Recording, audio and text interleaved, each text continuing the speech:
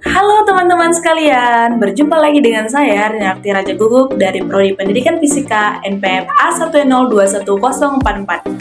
Di sini kita akan kembali belajar di bab yang ke-9 yaitu manajemen kurikulum. Oke teman-teman sekalian, sebelum kita belajar, saya mau tanya nih kabar teman-teman sekalian bagaimana? Bagaimana kabar kalian teman-teman? Sehat? Puji Tuhan sehat. Baik sekali teman-teman. Kita harus selalu dalam keadaan sehat ya teman-teman. Kita harus jaga protokol kesehatan juga agar kita selalu aman, damai, sentosa. Oke teman-teman, tanpa berlama-lama kita akan mulai belajar di bab yang ke-9, manajemen kurikulum. Mari kita belajar bersama-sama. Oke, kita akan mulai dengan konsep dasar manajemen kurikulum. Kurikulum itu merupakan suatu sistem program pembelajaran yang dimaksudkan untuk mencapai tujuan institusional pada lembaga pendidikan, sehingga kurikulum memegang peranan penting dalam mewujudkan sekolah yang bermutu atau berkualitas. Jadi teman-teman, kurikulum itu dijadikan pedoman untuk melakukan kegiatan pembelajaran sesuai dengan peraturan yang diberlakukan di dalam kurikulum tersebut. Jadi kurikulum ini yang mengatur jalannya pendidikan. Yang pertama, kita akan belajar pengertian kurikulum menurut para ahli ya. Jadi kurikulum itu menurut Rusman tahun 2019 pada bukunya di halaman 3 yaitu kurikulum merupakan segala upaya sekolah untuk mempengaruhi siswa agar dapat belajar baik dalam ruangan kelas maupun luar sekolah. Jadi dia memandang bahwa kurikulum itu sebagai semua kegiatan yang diberikan kepada siswa di bawah tanggung jawab sekolah. Menurut B. Howard tahun 1965 bahwa kurikulum merupakan semua kegiatan yang diberikan kepada siswa di bawah tanggung jawab sekolah. Hampir sama ya tadi dengan pendapat Rusman. Kemudian menurut Rama Yulis tahun 2005, kurikulum itu merupakan salah satu komponen yang sangat menentukan dalam suatu sistem pendidikan. Jadi, kurikulum itu merupakan mencapai tujuan pendidikan sekaligus sebagai pedoman dalam pelaksanaan pengajaran pada semua jenis dan tingkat pendidikan. Jadi, kurikulum itu sangat penting ya teman-teman di dalam kegiatan pembelajaran di dalam sekolah. Jadi, dari pendapat tersebut, kita dapat menyimpulkan bahwa kurikulum itu adalah seperangkat rencana dan pengaturan mengenai tujuan isi dan bahan pelajaran serta digunakan sebagai pedoman penyelenggaraan kegiatan pembelajaran agar untuk mencapai tujuan pendidikan secara efektif dan efisien pastinya ya teman-teman. Oke, yang kedua kita akan belajar bagaimana pengertian manajemen kurikulum. Manajemen kurikulum itu adalah pengelolaan atau penataan terhadap kurikulum secara kooperatif, komprehensif, sistematik, dan sistematik yang dijadikan acuan oleh lembaga pendidikan dalam rangka mewujudkan ketercapaian tujuan kurikulum atau tujuan pendidikan. Jadi kurikulum itu tidak bisa berjalan sendiri untuk mewujudkan pembelajaran yang baik. Jadi kita harus perlu memanajemen kurikulum itu sehingga dapat mengelola dan menata terhadap kurikulum yang dijalankan secara kooperatif, komprehensif, sistematik untuk mencapai tujuan yang efektif dan efisien. Oke teman-teman, yang berikutnya adalah kita akan belajar ruang lingkup manajemen kurikulum. Menurut Rushman, di bukunya tahun 2014, itu manajemen kurikulum itu merupakan bagian integral dari kurikulum tingkat satuan pendidikan atau KTSP dan manajemen berbasis sekolah atau MBS. Jadi kurikulum tingkat satuan pendidikan atau KTSP itu lebih mengutamakan untuk merealisasikan dan merelevansikan antara kurikulum nasional atau standar kompetensi atau kompetensi dasar dengan kebutuhan daerah dan kondisi sekolah yang bersangkutan. Sehingga kurikulum tersebut merupakan kurikulum yang berintegritas dengan peserta didik maupun lingkungan di mana sekolah itu berada. Jadi, kurikulum itu dikembangkan berdasarkan prinsip-prinsip yang pertama berpusat pada potensi, perkembangan, kebutuhan, dan kepentingan peserta didik. Jadi, kurikulum itu yang pertama dipusatkan kepada potensi peserta didik itu. Karena kan tujuan kurikulum yang pertama itu mewujudkan peserta didik yang bisa mendapatkan pembelajaran yang baik sesuai dengan psikologisnya. Jadi, yang berikutnya, kurikulum itu beragam dan terpadu. Kemudian tanggap terhadap perkembangan ilmu pengetahuan, teknologi, dan seni, kemudian relevan dengan kebutuhan kehidupan. Berikutnya menyeluruh dan berkesinambungan antara satu sama lain, kemudian kurikulum itu sistem belajarnya sepanjang hayat, kemudian seimbang antara kepentingan nasional dan kepentingan daerah. Yang berikutnya kita akan bahas apa sih manajemen mutu berbasis sekolah itu atau yang disingkat dengan MBS. Oke, teman-teman. MBS itu adalah pendekatan dalam pengelolaan pendidikan yang lebih menekankan pada kemandirian, dan kreativitas sekolah atau satuan pendidikan. Jadi menurut Mulyasa, bahwa istilah manajemen berbasis sekolah merupakan terjemahan dari school-based management, di mana manajemen berbasis sekolah itu adalah paradigma baru pendidikan yang memberikan otonomi luas pada tingkat sekolah atau pelibatan masyarakat. Jadi tingkatan sekolah itu melibatkan masyarakat di dalamnya untuk menampung segala aspirasi agar mendapatkan kegiatan pembelajaran yang baik sesuai dengan lingkup sekolah itu berada. Nah, untuk dapat meningkatkan mutu pendidikan melalui MBS, pengelolaan sekolah harus didasarkan kepada 8 standar nasional pendidikan, terutama standar pengelolaan. Standar pengelolaan yang diputuskan bersama yang pertama yaitu teman-teman melaksanakan visi dan misi sekolah yang diputuskan bersama. Jadi, visi dan misi sekolah itu tidak dijalankan oleh satu orang, tetapi bersama-sama untuk mencapai visi dan misi yang telah ditentukan. Yang kedua, menetapkan tujuan, terutama merumuskan indikator dan target mutu lulusan. Yang ketiga, menetapkan strategi dengan melibatkan semua pihak untuk mewujudkan tujuan sekolah yang diharapkan dapat meningkatkan mutu lulusan. Yang keempat, menetapkan kebijakan dan program peningkatan mutu lulusan dengan berbagai program yang mendukung. Jadi program itu harus bisa mendukung mutu lulusan agar bisa mencapai visi dan misi itu.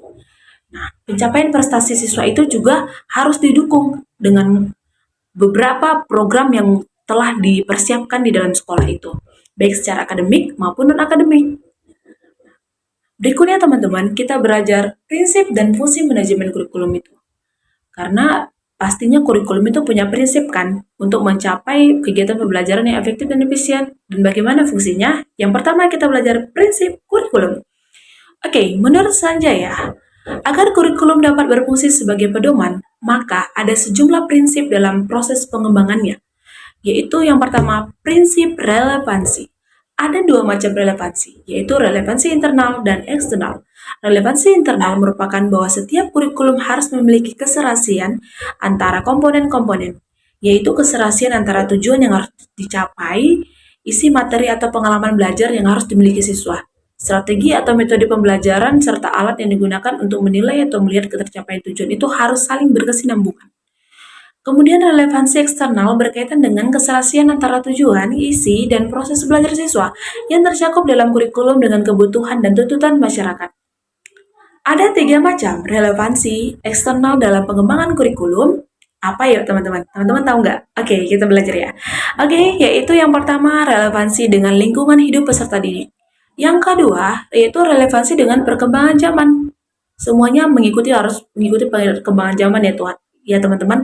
Jadi tidak ada ketertinggalan zaman untuk mencapai pengetahuan teman-teman terhadap kemajuan teknologi yang ada. Yang ketiga, relevan dengan tuntutan dunia pekerjaan. Karena kan semakin majunya zaman dan pastinya akan semakin banyak tuntutan pekerjaan yang dibutuhkan. Jadi kurikulum itu berdasarkan prinsipnya harus sesuai dengan tuntutan zaman dengan relevan terhadap dunia pekerjaan yang akan dibutuhkan nantinya. Oke teman-teman, kita belajar berikutnya ada prinsip fleksibilitas. Kurikulum itu haruslah dilaksanakan sesuai dengan kondisi yang ada. Jadi kurikulum yang kaku atau tidak fleksibel akan sulit diterapkan. Prinsip fleksibel memiliki dua sisi. Yang pertama, fleksibel bagi guru, artinya kurikulum harus memberikan ruang gerak bagi guru untuk mengembangkan program pembelajarannya sesuai dengan kondisi yang ada. Yang kedua, fleksibel bagi siswa, artinya kurikulum itu harus menyediakan berbagai kemungkinan program pilihan sesuai dengan bakat dan minat siswa. Nah, tadi saya juga sudah jelaskan ya teman-teman, pastinya kurikulum itu harus sesuai dengan apa yang diinginkan peserta didik. Jadi, peserta didik itu tidak diharapkan untuk bisa menjadi seseorang fisikawan contohnya. Tetapi, peserta didik itu diharapkan bisa mengembangkan minat dan bakatnya dengan pengetahuan yang diberikan. Berikutnya, prinsip kontinuitas. Prinsip ini mengandung arti bahwa perlu dijaga saling keterkaitan dan berkesinambungan antara materi pelajaran pada berbagai jenjang dan jenis program pendidikan. Untuk menjaga agar prinsip kontinuitas tetap berjalan, maka perlu adanya kerjasama antara pengembang kurikulum pada setiap jenjang pendidikan. Misalnya para pengembang pendidikan pada jenjang sekolah dasar, menengah, dan perguruan tinggi itu harus bisa saling bekerja sama untuk mencapai segala keterkaitan yang berkesinambungan antara materi pelajaran pada berbagai jenjang tersebut. Berikutnya, prinsip efektivitas. di mana prinsip ini berkenan dengan rencana dalam suatu kurikulum dapat dilaksanakan dan dapat dicapai dalam kegiatan belajar mengajar. Nah, terdapat dua sisi efektivitas dalam pengembangan kurikulum. Yang pertama, efektivitas berhubungan dengan kegiatan guru dalam melaksanakan tugas, mengimplementasikan kurikulum di dalam kelas. Kedua, efektivitas kegiatan siswa dalam melaksanakan kegiatan belajar. Yang berikutnya, prinsip efisiensi, yaitu berhubungan dengan perbandingan antara tenaga, waktu, suara, dan biaya yang dikeluarkan dengan hasil yang diperoleh. Kurikulum dikatakan memiliki tingkat efisiensi tinggi apabila, ya teman-teman, dengan sarana, biaya yang minimal, dan waktu yang terbatas dapat memperoleh hasil yang maksimal. Jadi, hasil yang maksimal itu dijadikan nilai untuk mendapatkan kurikulum yang bisa memiliki tingkat efisiensi yang tinggi. Oke teman-teman, berikutnya kita belajar prinsip kurikulum. Yang pertama ada produktivitas, demokratisasi, kooperatif, efektivitas, dan efisiensi, dan mengarahkan visi dan misi tujuan. Kita akan bahas satu per satu. Oke teman-teman, kita akan bahas yang pertama produktivitas, di mana produktivitas itu adalah hasil yang akan diperoleh dalam kegiatan kurikulum, merupakan aspek yang harus dipertimbangkan dalam manajemen kurikulum. Yang kedua, demokratisasi, yaitu pelaksanaan manajemen kurikulum harus berasaskan demokrasi yang menempatkan pengelola, pelaksana, dan subjek didik pada posisi yang seharusnya dalam melaksanakan tugas dan bertanggung jawab dalam pencapaian tujuan kurikulum atau pendidikan. Yang berikutnya ada kooperatif, yaitu untuk memperoleh hasil yang diharapkan dalam kegiatan manajemen kurikulum, perlu adanya kerjasama yang positif. Berikutnya, efektivitas dan efisiensi, yaitu rangkaian kegiatan manajemen kurikulum itu harus mempertimbangkan efektivitas dan efisien untuk mencapai tujuan, sehingga kegiatannya dapat membuahkan hasil yang baik sesuai dengan harapan yang telah dipersiapkan. Berikutnya, mengarahkan visi dan misi tujuan itu artinya hal-hal yang ditetapkan dalam kurikulum itu harus dapat memperkuat dan mengarahkan pada visi, misi, dan tujuan yang telah ditetapkan. Oke teman-teman, sekarang kita belajar fungsi manajemen kurikulum. Menurut Rusman, fungsi manajemen kurikulum yang pertama, meningkatkan efisiensi pemanfaatan sumber daya kurikulum. Yang kedua, meningkatkan keadilan dan kesempatan pada siswa untuk mencapai hasil yang maksimal. Yang ketiga, meningkatkan relevansi dan efektivitas pembelajaran sesuai dengan kebutuhan peserta didik maupun lingkungan sekitar. Yang keempat, meningkatkan efektivitas kerja guru maupun siswa. Yang kelima, meningkatkan partisipasi masyarakat dalam pengembangan kurikulum. Jadi teman-teman, kurikulum itu tidak hanya didasarkan kepada peserta didik, tetapi juga didasarkan kepada guru, masyarakat. Dan semuanya itu memiliki kesinambungan antara satu sama lain. Berikutnya kita belajar komponen kurikulum.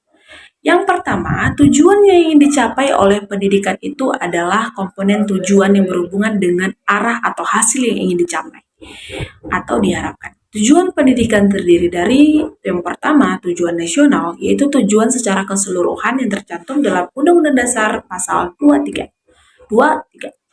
Yang berikutnya tujuan institusional, yaitu tujuan lembaga pendidikan yang bersangkutan. Yang ketiga tujuan kurikuler, yaitu tujuan bidang studi.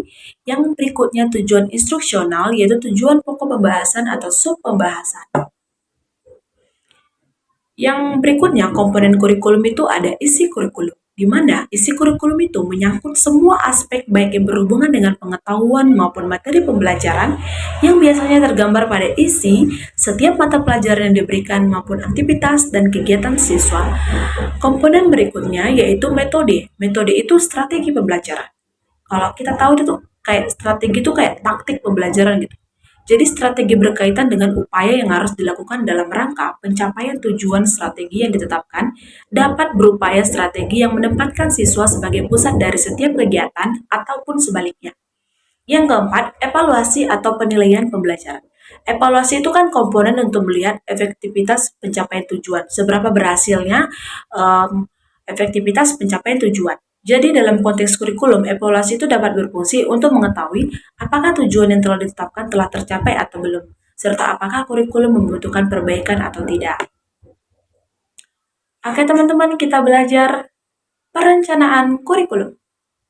Nah, Pengertian dari perencanaan kurikulum itu menurut Rosman adalah perencanaan kesempatan belajar yang dimaksudkan untuk membina siswa ke arah perubahan tingkah laku yang diinginkan dan menilai sampai mana perubahan-perubahan yang telah terjadi pada diri siswa.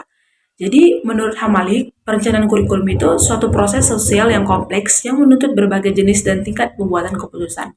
Perencanaan kurikulum itu berfungsi sebagai pedoman atau alat manajemen yang berisi petunjuk tentang jenis dan sumber individu yang diperlukan, media pembelajaran digunakan sumber biaya, tenaga, dan sarana dan prasarana yang diperlukan, sistem monitoring, dan evaluasi, serta unsur-unsur ketenaga kerjaan yang diperlukan untuk pencapaian tujuan kurikulum. Berikutnya kita belajar bagaimana sih perumusan dari tujuan kurikulum itu. Terdapat 3 sumber yang mendasari perumusan tujuan kurikulum. Yang pertama adalah sumber empiris, di mana sumber ini berkaitan dengan tuntutan kehidupan masa kini yang dapat menjadikan sumber informasi dan berperan sebagai landasan dikembangkannya tujuan-tujuan dalam kurikulum. Dan karakteristik siswa sebagai individu yang sedang berkembang secara dinamis dan memiliki kebutuhan fisiologis, sosial, dan kebutuhan pribadi. Yang berikutnya sumber filosofis. Sumber ini menjadi acuan dalam mencari jawaban tentang apa yang harus dilakukan sehingga pendidikan dapat menjabatani keberhasilannya para siswa. Yang ketiga, sumber bahan pembelajaran. Sumber ini merupakan sumber yang umum digunakan dalam merumuskan goal atau tujuan dan objektivitas dalam kurikulum sekolah, tepatnya perlibatan ahli disiplin ilmu dan merumuskan tujuan tersebut. Berikutnya, bagaimana sih landasan perencanaan kurikulum itu?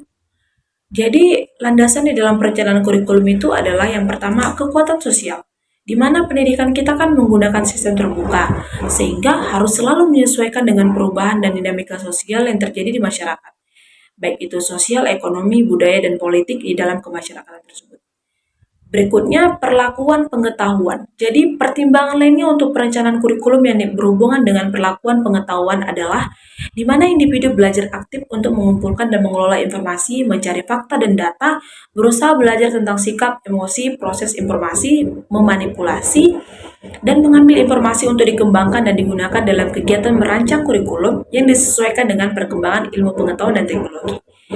Landasan berikutnya, pertumbuhan dan perkembangan manusia. Jadi harus sesuai dengan pertumbuhan dan perkembangan manusia. Hal ini perlu diperhatikan oleh guru karena para guru dituntut untuk merencanakan kurikulum atau program pembelajaran yang berkenan dengan kebutuhan dan perkembangan siswanya. Berikutnya ada model implementasi kurikulum. Model-model implementasi kurikulum itu yang pertama ada the Concurrence Based Adoption Model atau CBAM, yaitu sebuah model yang dilakukan dengan mengidentifikasi tingkat kepedulian guru terhadap sebuah inovasi kurikulum. Jadi, sebuah model itu dilakukan dengan menilai segala sesuatu tingkat kepedulian guru dengan segala inovasi-inovasi kurikulum yang telah diberlakukan. Model yang kedua ada model lead boot atau model ini memfokuskan pada guru. Asumsi model ini adalah setiap guru mempunyai kesiapan yang berbeda dan implementasi merupakan proses timbal balik dan pertumbuhan dan perkembangan dimungkinkan adanya tahap individu untuk mengidentifikasi. Berikutnya ada model teori, yaitu model ini untuk mengunggah masyarakat mengadakan perubahan. Dengan model ini diharapkan adanya minat guru memanfaatkan perubahan yang terjadi di dalam pembelajaran yang telah ditetapkan. Jadi sistem pembelajarannya tidak hanya di tempat, tetapi bisa mengharapkan sistem pembelajaran itu bisa maju, sehingga visi dan misi bisa dicapai sesuai dengan model-model pengembangan kurikulum yang telah ditetapkan. Berikutnya ada pengembangan isi kurikulum. Pengembangan isi kurikulum itu ada ruang lingkup kedalaman dan keluasannya, ada cakupan wilayahnya seperti lokal, regional, nasional, ada sekuensi yaitu sistematik atau urutannya, kronologis atau kausal, struktural logis, psikologis, dan berikut spread subjeknya seperti mata pelajaran atau esensialnya. Kemudian sifat isi dan spread subjek atau mata pelajaran esensial itu saling berkesinambungan yang menghasilkan organisasi bahan dan bidang studi, dan menghasilkan integrate yang merupakan integrasi aspek tertentu seperti tematik, gender, lingkungan, life skills, konstekstual, kehidupan alam pekerjaan, dan tak ada batas dalam mata pelajaran. Berikutnya evaluasi kurikulum. Tadi kan evaluasi itu seperti penilaian terhadap hasil kurikulum yang telah ditetapkan. Nah, evaluasi kurikulum itu seperti pemeriksaan secara terus-menerus untuk mendapatkan informasi yang meliputi siswa, guru, program pendidikan, proses pembelajaran. Hal itu diberlakukan untuk mengetahui tingkat perubahan siswa dan ketepatan keputusan tentang gambaran siswa dan efektivitas program. Yang dievaluasi itu seperti yang pertama, proses analisis kebutuhan dan kelayakan, yang kedua, proses perencanaan dan pengembangan, yang ketiga, proses implementasi atau pelaksanaan, yang keempat, proses evaluasi kurikulum, dan yang terakhir yaitu proses perbaikan kurikulum. Evaluasi kurikulum itu pastinya dilakukan dengan evaluasi sumatif. Evaluasi sumatif itu, teman-teman, yaitu evaluasi yang memfokuskan pada hasil program secara keseluruhan. Ini bisa berasal dari dalam maupun luar sekolah. Evaluasi sumatif ini terdiri dari beberapa pendekatan. Yang pertama, pendekatan sistem tertutup. Artinya, pada evaluasi sumatif sistem tertutup itu evaluasi yang berasal dari dalam sekolah atau sistem sekolah. Program yang dikembangkan tergantung pada prosedur yang ditentukan untuk seluruh wilayah sekolah atau kemungkinan merefleksikan meta orientasi tertentu. Dan yang berikutnya, pendekatan sistem terobosan, yaitu sistem terobosan atau tujuan evaluasi kurikulum untuk mengadakan perbandingan program yang ada dibandingkan dengan seperangkat tujuan baru yang didukung oleh kelompok seperti orang tua, atau program yang ada dibandingkan dengan program lain yang dengan perbandingan orientasi saat itu dan praktek yang ditawarkan dengan tujuan untuk memastikan bahwa tujuan pembelajaran, hasil, dan metodologi diperbandingkan sehingga mendapatkan hasil yang diinginkan, yaitu hasil yang bisa memajukan kegiatan pembelajaran itu sesuai dengan kurikulum yang ditetapkan. Oke teman-teman, kita telah sampai pada slide terakhir. Kita semua sudah belajar tentang bagaimana memanajemen kurikulum itu. Saya berharap teman-teman sekalian bisa mengambil pembelajaran-pembelajaran yang telah dibagikan, yang telah saya sharing, dan mengaplikasikannya dalam kehidupan sehari-hari. Baiklah teman-teman, saya Renata Rajadewi. Terima kasih atas kebersamaan teman-teman yang telah menonton video saya dari awal, pertengahan, hingga akhir. Semoga teman-teman sekalian mendapatkan wawasan-wawasan baru tentang bagaimana memanajemen kurikulum. Oke teman-teman, saya Renata Rajadewi pamit undur diri. Sampai jumpa di bab yang baru, tentunya di bab yang ke-10. Bye-bye.